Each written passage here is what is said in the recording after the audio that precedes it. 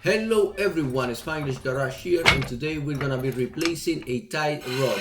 What we are gonna be doing here applies to almost any car, but this one in particular is a 2013 Silverado 1500. This one right here is the outed tie rod. That's the one that we are gonna be replacing. Make sure the car is lifted and secure. 15-16 range. Using a 15-16 wrench, we are gonna lose this nut. Whether you are fixing loose steering, uneven tie wear, or clunking noises when turning, replacing a worn out tie rod can dramatically improve your truck's handling and safety. This nut, we have to remove it, of course, and it is a 21mm socket. This guide applies to most vehicles since outed tie rod replacement is very similar across many car and truck models.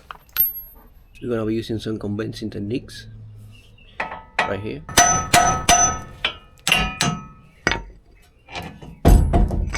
Now the old tight rod is ready to be removed, but you cannot miss this. It's very important that you count how many turns it takes to remove the old one, since we're gonna use that very same amount of turns to install the new one. That way we get the new one as close as possible to the original position that the old one was in.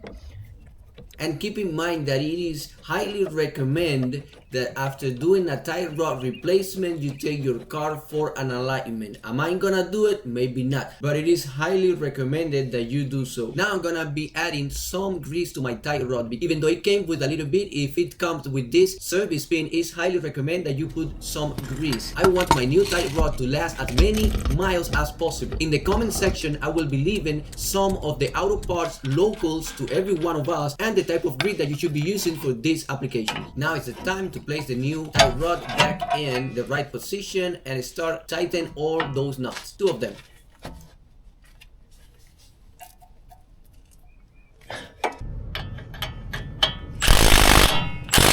We are going to torque the bottom nut to 37 foot-pounds. Now to place the cotter pin, we need to align the nut with the hole in the tie rod. If after torquing this nut is not aligned, never lose that nut to get it aligned. You're gonna keep tightening it little by little until you get everything perfectly aligned, and then put your cotter pin in. I remember the first time I changed a tie rod, I thought it would be complicated, but it's actually one of the simplest suspensions job. And believe me, you do wanna do it if yours is bad, because this is one of those repairs that makes a noticeable difference immediately. You'll feel the steering tighten up right away. As a final steps, make sure to double check everything. You will be glad you did. And just like that, you got your tie rod replaced. See you in the next video.